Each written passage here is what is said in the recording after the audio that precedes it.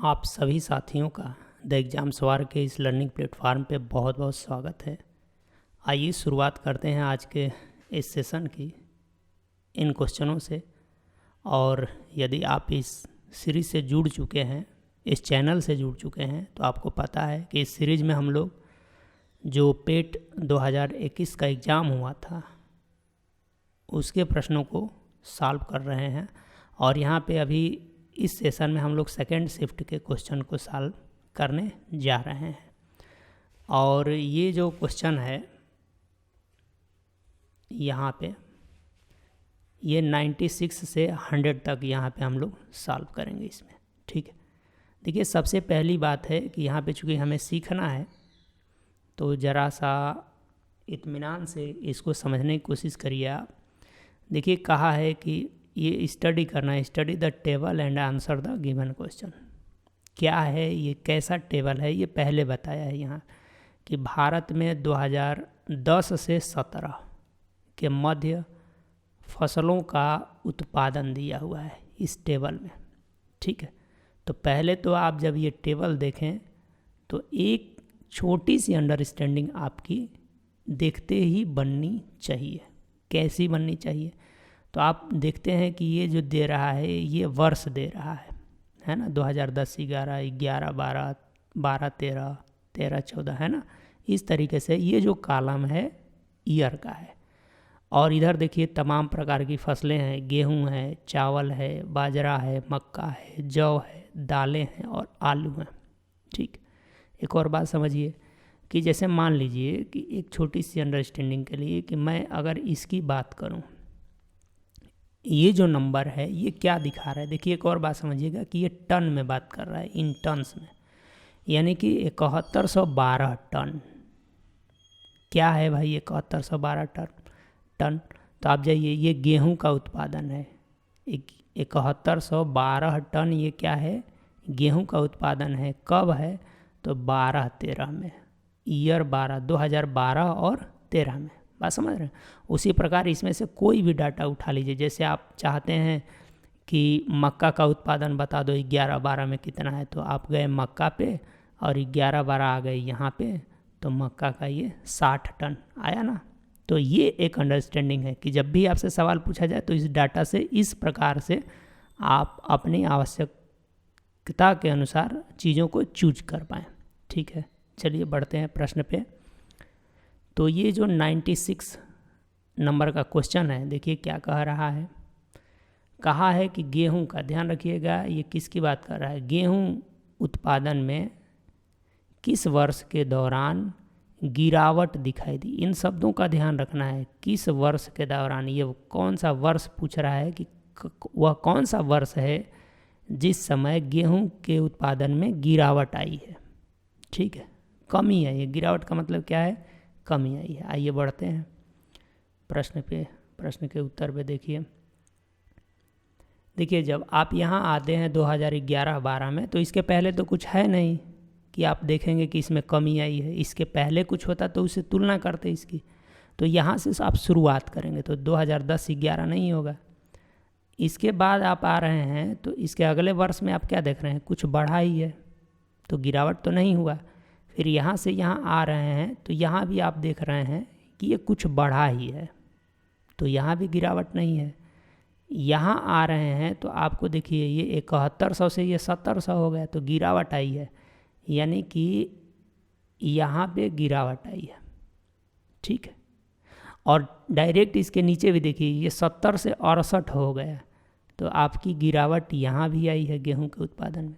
तो दो ऐसा है, 13-14 और 14-15। अब देखेंगे कि क्या ऑप्शन में यह है कि नहीं है। दोनों होगा तो ठीक है ना। क्या है, 13-14 और 14-15। देखिए ये दोनों ऑप्शन में है, तो हमारे हिसाब से तो ये भी बात सही है और ये भी बात सही है।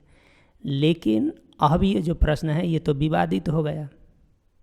क्या हो गया, दो आंसर कैसे सही कर सकते हैं आप, तो ये प्रश्न विवादित हो गया। कोई बात नहीं, हमें अंडरस्टैंडिंग लेके चलना है ना, तो कोई बात नहीं। ये इसके आंसर आ रहे हैं, यानी 12-13-14 वाला भी है और 14-15 में भी गिरावट आई है। ठीक है, कोई बात नहीं, अगले प्रश्न में बढ़ते हैं। 97 क्वेश्चन को ज़रा देखिए आप, पढ़िए आसान आराम से। कहा है कि इनमें से किस फसल में, ये देखिए 12 से 17, यानी 12 से 17 नहीं, 13 से 17 के मध्य उत्पादन में लगातार वृद्धि दर्ज करी गई है। लगातार वृद्धि यानी हर समय बढ़ रहा है। वो कौन सी फसल है? मक्का है, जौ है, दालें हैं या बाजरा है? ये 4 चीज़ें दी हुई हैं। तो अब इन्हीं पे आपको विचार करना है ना, थोड़े से आपको स्मार्ट भी बनना है। तो किस पे विचार करना है? मक्का, जौ, बाजरा और दाल पे। बाकी चीज़ पे नहीं, देख एक बार ध्यान से देख लीजिए, मक्का, जौ, बाजरा और दाल, इन्हीं पे विचार करना है। मक्का, जौ, बाजरा और दाल। तो ये है आपका मक्का, जौ, बाजरा और दाल, इन्हीं पे विचार करना है ना। और क्या विचार करना है, एक बार और आप क्वेश्चन में देख लीजिए कि वृद्धि, कभी उसमें गिरावट आई ही नहीं। जब से वो शुरू हुआ है ना, लगातार वृद्धि ही हुई है, उसमें कहीं गिरावट नहीं आई है। ठीक है, तो देख लेते हैं ये ऐसा कहाँ है, एक एक को देख लीजिए। यहाँ पे चलिए ज़रा आप, बाजरा में देखिए, ये 500 से क्या है, ये बढ़ रहा है, यहाँ भी बढ़ रहा है, यहाँ भी बढ़ रहा है, यहाँ भी बढ़ रहा है, यहाँ भी बढ़ रहा है और यहाँ भी बढ़ रहा है। तो क्या दिख गया आपका? बाजरा। बाजरा ही ऐसा रहा है जो हमेशा बढ़ रहा है, जो हमेशा बढ़ रहा है, किसी भी वर्ष की बात कर लीजिए। जबकि उसने तो कहा है कि आपको बस यहीं से देख लेना है, 2013 से स्टार्ट करना है। एक और बात ध्यान रखिएगा, तो ये तो हर जगह बढ़ रहा है, ये समय का भी ध्यान रखना है। 13 से 17 तक देखना है, 13 से 17 तक, यानी कि इसके हिसाब से आपको यहाँ से देखना था। ये 13 से स्टार्ट हो रहा है, 13 से 17 तक। तो चूँकि बाजरा तो ऐसा है कि हमेशा बढ़ रहा है, तो यहाँ से तो ऑलरेडी बढ़ ही रहा है। देखिए ये बढ़ा बढ़ा बढ़ा बढ़ा है ना, दिख रहा है। तो आपका आंसर हो जाएगा बाजरा। ठीक है, बाजरा हो जाएगा। या इनको ज़रा देखिए, तो ये बढ़ रहा है, ये बढ़ रहा है, लेकिन यहाँ घट रहा है, मक्का नहीं होगा। ये भी साथ में देख लीजिए, क्या दिक्कत है ना, अभी तो सीख ही रहे हैं। देखिए ये बढ़ रहा है लेकिन यहाँ घट गया, ये नहीं होगा। यहाँ बढ़ रहा है लेकिन यहाँ घट गया, तो ये नहीं होंगे। एक्चुअल में आपका आंसर हो जाएगा बाजरा। ठीक है, तो आप इसका लगा देंगे आंसर डी। ठीक है, बाजरा। ठीक है, आंसर डी। अब अगले प्रश्न पे ज़रा बढ़िए, देखिए क्या कह रहा है अगला प्रश्न। अगला प्रश्न का मतलब है 98 है ना। 97 आपने कर लिया, 98 में देखिए ज़रा। 98 देखिए क्या कहा है। कहा है कि 2010-11 से 2016-17, ये समय याद रखना है आपको, कि अवधि के मध्य आलू का, ये आलू का ध्यान रखिएगा, आलू का औसत उत्पादन कितना है? औसत उत्पादन ध्यान रखना, औसत। तो 2010-11 से चालू करना है, 16-17 और आलू का। ठीक है, 2000। आइए डाटा में आ जाते हैं। बात किसकी करनी है आपको? बात करनी है अभी आलू की। और 2000 एक बार और देख लेते हैं। यही सारी बातें आपको ध्यान में रखनी है।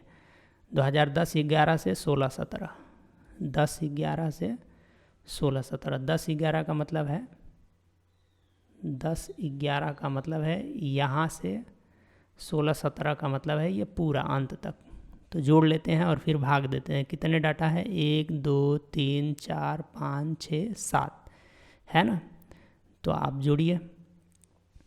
यहाँ से थोड़ा सा आपको जोड़ने में ही थोड़ी सी मशक्क़त करनी है, बाकी तो कोई बात नहीं है। आप चाहें जैसे जोड़ना चाहें वैसे जोड़ सकते हैं, है ना। 210 और 220 को जोड़िए तो 430 हो जाएगा। 430 में ये 222 जोड़ देंगे तो 30 में जोड़ेंगे 22 तो 52 हो जाएगा, 652 हो जाएगा। और 652 में ये 200 जोड़ेंगे तो 852, और 852 में उसको 50 ही मान लीजिए, तो 895 और 297, 897 हो जाएगा। और 897 में कितना जोड़ लीजिए, 897 में एक बार लिख लेते हैं हम लोग यहाँ पे, यहाँ तक हुआ है 897 है ना। तो ये 3 कम मान लीजिए और इसे 900 मान लीजिए। तो 900 में 300 जोड़ेंगे तो 1200, और 1200 में ये क्या जोड़ लेंगे 400, तो 1600, और 1600 में 400 जोड़ लेंगे तो 2000, ठीक है। और 2000 में ये 15 और 45 60, तो 2060 और 3 63, यानी कि 2063। देखिए ये जोड़ने में थोड़ी सी आपको सावधानी बरतनी, हो सकता है कि गलती हो जाए, ठीक है। तो यहाँ पे थोड़ा सतर्कता बरतेंगे आप। और 1 2 3 4 5 6 और 7 से भाग दे दीजिए, ठीक है। ऑप्शन के पास चलते हैं, क्या ज़रूरत है कि वो कितना हमसे भाग दिलाना चाहता है ना। तो 98 था, है ना, ठीक है। चलिए 98 था तो बात कर लेते हैं। एक बात देखिएगा, जब आप यहाँ भाग देंगे तो ये 30 से कम आएगा। इसको 2000 यदि मानते हैं तो 300 से कम आएगा, है ना। देखिए एक मोटे तौर पे आप इसका ये रखिए, ये 2100 यदि होता, 2100 होता तो 30 आता, तो 30 से कम आएगा, ठीक है। और कितना कम आएगा, तो 9 7 63, 9 कम 9 घटा दीजिए, ये 300 में से क्या घटा दीजिए, 9 7 63, नहीं 1 मिनट, 9 7 63 नहीं आएगा, मिस्टेक आ रहा है ना। 100 अधिक है ना, 100 आप यहाँ अधिक चले गए हैं। 100 अधिक जाने का क्या मतलब है कि आपको 63 अधिक जाना था, तो थोड़ा पीछे आएंगे। चलिए देखते हैं, बाकी तो ऑप्शन इसकी इजाज़त देता होगा तो देखेंगे। 300 से कम आएगा, एक बात तो तय है कि 300 से क्या आएगा, कम आएगा। 300 से कम आएगा तो कितना कम आएगा, बहुत ज़्यादा तो कम आएगा नहीं, उसके बहुत करीब रहेगा। तो आप ऑप्शन में आते हैं तो देखिए ये तो होगा नहीं, ये भी नहीं होगा, और ये 300 से तो 250 के करीब है, तो ये भी नहीं होगा। बचा क्या है, ये वाला, ठीक है। तो बस थोड़ा सा आप ऑप्शन पे भी नज़र रखेंगे तो आप जो ये कैलकुलेशन में जो आपका समय लगने वाला है उसको आप बचा पाएंगे, और आपके क्या कहते हैं दिमाग पे भी बहुत ज़्यादा जोर नहीं पड़ेगा, है ना। तो ठीक है, आगे बढ़ते हैं। इसका कौन सा सही हो गया, आपका बी हो गया, है ना। अच्छा, अब 99 को देखिए ज़रा। देखिए आसान है, कोई वो नहीं है, बस उस सारणी को देखने में और थोड़ी सी कैलकुलेशन में सतर्कता बरतनी है। और साथ ही साथ जो ये प्रश्न है इनमें, ये देखिए 2016-17 के मध्य इनमें से किस फसल के उत्पादन में पिछले वर्ष की तुलना में गिरावट दर्ज करी गई। 2016-17 में देखना है। तो अब हमारे पास है 2016-17 की यदि बात करते हैं तो बात इसकी करी जा रही है, ठीक। अब कह रहा है कि वो कौन सी फसल है जो पिछले वर्ष की तुलना में गिरावट हुई है यहाँ पे। तो पिछला वर्ष ये है, देखिए यहाँ से यहाँ आ रहे हैं, किसी भी फसल में चूज कर लेना है। अब चूँकि 4 ऑप्शन में है तो उसी में आपको चेक करना था, हालांकि आप देख ही लीजिए यहाँ गिरावट नहीं है, वृद्धि है, तो ये वाला नहीं होगा। यहाँ आएंगे तो यहाँ भी वृद्धि है, ये वाला नहीं होगा। यहाँ भी देख लीजिए, यहाँ भी 15 16, 1 मिनट, 16 और 17 में देखना है। देखिए ध्यान दीजिएगा इस बात को, देख रहे हैं क्या मिस्टेक हो रहा है, इसमें देखना है 16 और 17 में। तो 16-17 में आप यहाँ आ रहे हैं तो यहाँ तो बढ़ ही रहा है, यहाँ आ रहे हैं तो यहाँ घट रहा है, और ये निम्नलिखित में से कहा है। तो पहले एक और बात समझ लीजिएगा कि ये जानना चाहता है जौ, चावल, बाजरा, आलू। जौ, चावल, बाजरा और आलू में, ठीक है। ये बस इसकी बात कर रहा है कि आप थोड़ा सा कलर बदल लेते हैं। किस में देखिए, चावल में देखिए, जौ में देखिए, बाजरा में देखिए, और किस में देखिए, आलू में। जौ, चावल, बाजरा और आलू, ठीक। बाकी को आपको नहीं देखना है। तो आइए चावल में देखिए। चावल में आप देख रहे हैं ना, तो ये 16-17 में पिछले वर्ष की तुलना में क्या हुआ है, गिरावट आई है चावल में। तो ये आपका आंसर हो जाएगा चावल, है ना। कौन सा ऑप्शन हो जाएगा, चावल, ठीक है। तो ये तो चूँकि पहले ही झटके में देख लिया, लेकिन आप बाकियों को भी तुलना कर लीजिए, है ना। ये आपका आंसर हो गया। यहाँ देख रहे हैं तो बढ़ ही रहा है, और किस में देखना था, ये जौ में तो बढ़ ही रहा है, आलू में भी बढ़ ही रहा है। तो ये आपका हो जाएगा आंसर आपका सी, ठीक है। चलिए अब आपका अंतिम सवाल आज के सेशन का, देखिए पढ़ते हैं क्या कहा है। पहले तो ये कहा है आलू का उत्पादन देखना है कब, 2015-16 में 2010-11 का अंदाजन कितना गुना था। अप्रोक्सीमेटली अंदाजन लगाना है, लगभग। ये अच्छी बात है, यानी 2010-11 की तुलना में देखिएगा आलू का उत्पादन 2015-16 में 2010-11 का कितना गुना था, यानी कि इसके रेस्पेक्ट में इसको देखना है, इसका गुना लगाना है। तो 2010-11 और 15-16 में कौन, आलू। 2010-11 और 15-16 में बात करनी है आलू की। किसकी बात करनी है, आलू की। 2010-11 यानी ये वाला, और 15-16 माने ये वाला, ठीक है, ये वाला। और 2010-11 मतलब ये वाला, ठीक है। एक बार और क्लियर कर लीजिएगा, 100 में क्या कह रहा है, आलू का उत्पादन देखना है 2015-16 और 2010-11, और 10-11 की तुलना करना है का कितना गुना है। 10-11 का तुलना करना है, यानी 210 के रेस्पेक्ट में 400 की तुलना कर लीजिए मोटा मोटी। और ऑप्शन के पास ही चलेंगे क्योंकि अंदाजतन पूछा है ना। तो 210 से तुलना करना है आपका 400, है ना। एक बार और क्लियर कर लीजिए, 210 से 400 की आपकी क्या करनी है, तुलना करनी है। तो ज़रा तुलना कीजिए, ये 200 बना है 400, क्या डबल करेंगे तो ये 400 से अधिक हो जाएगा। तो डबल वाला तो हो ही नहीं सकता, इनको पहले हटा दीजिए। अब या तो ये होगा या तो ये होगा, है ना, या तो ये होगा या तो ये होगा। किसी एक का इसमें गुणा करके देख लीजिए कि कौन किसके करीब जा रहा है ना। तो इसमें कर लीजिए गुणा, आपको आइडिया लग जाएगा। जैसे इसमें मोटे तौर पे कीजिए 18 इतना, है ना।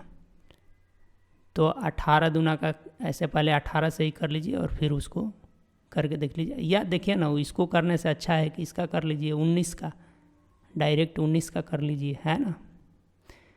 तो 19 का मल्टीप्लाई इसमें कर लेंगे, किसमें, एक इसमें कर लीजिए 1.9 का, ठीक। तो ये 900 जैसे आपको करना है, मैं थोड़ा सा यहाँ बेसिक कैलकुलेशन ही कर रहा हूँ। तो ये 18 हो गया, है ना। और ये अप्रोक्स पूछा है, तो अब देखिए क्या आता है ना। यहाँ कैलकुलेशन थोड़ा कराना चाह ही रहा है, और इसका ये गुना करेंगे तो आप यहाँ लिखेंगे 210, ठीक। तो ये 0 और यहाँ क्या आ जाएगा, सही है ना, हम लोग ध्यान दीजिएगा। और ये क्या हो गया, तो यहाँ पे ये देखिए कितनी मिस्टेक हो रही है ना। यहाँ पे ऐसे लिखना चाहिए था आपको, ये 0 1 2 है ना, ऐसे देख लीजिए 0 9 9 और ये क्या हो जाएगा 3.1 अंक लगा दीजिए। तो आप देख रहे हैं ये 400 के बेहद करीब है, तो यही आपका हो जाएगा। अच्छा यही क्यों होगा ये ध्यान में रखना है, क्योंकि ये वाला तो छोटा है तो इसके और पीछे जाएगा, बात समझ रहे हैं। तो इसलिए यहाँ पे और बहुत ज़्यादा सोचने की ज़रूरत नहीं है, यही आपका क्या हो जाएगा आंसर हो जाएगा। ठीक है, तो मैं उम्मीद करता हूँ कि आज का ये सेशन आपके लिए फ़ायदेमंद रहा होगा, और यदि अब तक आप इस सेशन से जुड़े हैं तो निश्चित रूप से आप सिंसियर स्टूडेंट हैं, और मैं चाहूँगा कि आप वीडियो को लाइक ज़रूर कर दें, शेयर कर लें और चैनल को भी सब्सक्राइब कर लें। और मेरे साथ अब तक बने रहने के लिए आपको बहुत बहुत धन्यवाद, दिल से धन्यवाद देता हूँ। और फिर मिलेंगे हम लोग अगले सेशन में, और वहाँ भी कुछ सीखने का प्रयास करेंगे। और जैसे ये सारे पेपर सॉल्यूशन हो जाते हैं तो आपके लिए जो इन प्रश्नों को करने के लिए जो नीड है, बेसिक जो टूल्स हैं, जैसे मैंने और किसी वीडियो में भी बताया है कि इन प्रश्नों को करने के लिए सबसे पहले तो आपका ये जो जोड़ घटाना है, अगर समय बचाना चाहते हैं तो थोड़ा फास्ट होना चाहिए। दूसरी जो बात है कि इसमें जो आपकी बात करी जाती है कि आपके पास और क्या क्या होने चाहिए, एक बार और यहाँ पे मैं बता दूँ आपको कि एक तो भाई देखिए एवरेज का ज्ञान हो आपको, एवरेज की भी बहुत ज़्यादा नहीं, बेसिक अंडरस्टैंडिंग चाहिए। बेसिक एवरेज का मतलब क्या होता है, और ये रेशियो की भी बेसिक अंडरस्टैंडिंग चाहिए, है ना, रेशियोज की भी बेसिक अंडरस्टैंडिंग चाहिए। ये हो गया, ये हो गया, और क्या है तो फ्रैक्शन का कंपैरिजन, है ना, ये जो फ्रैक्शन यानी कि भिन्नों की तुलना, यानी भिन्न का भी थोड़ा आइडिया हो, और आपको ये प्रतिशत की आइडिया हो। बस अगर टफ क्वेश्चन बनता है तब थोड़े से इसके और एडवांस की ज़रूरत है। बाकी ये जो प्रश्न बन रहे हैं इसमें बहुत तो कुछ नहीं है। आपको ये यही कहना चाहता है कि आपको एवरेज की बेसिक अंडरस्टैंडिंग हो, रेशियो की बेसिक अंडरस्टैंडिंग हो, फ्रैक्शन कंपैरिजन की बेसिक अंडरस्टैंडिंग हो, और प्रतिशत की बेसिक अंडरस्टैंडिंग हो। ठीक है, और यदि आप फास्ट करना चाहते हैं तो थोड़ा सा आपका जो एडिशन है, सब्ट्रैक्शन है, मल्टीप्लिकेशन है, और यहाँ पे एक और बात समझिएगा कि आपका ये जो अप्रोक्सीमेशन है ये थोड़ा सा और बेहतर बनाने की ज़रूरत है। ठीक है, तो आप इजीली इन प्रश्नों को कर पाएंगे और बहुत ही मज़े से कर पाएंगे। ठीक है, तो इस सेशन को यहीं पे विराम देते हैं, मिलेंगे फिर अगले सेशन में। धन्यवाद।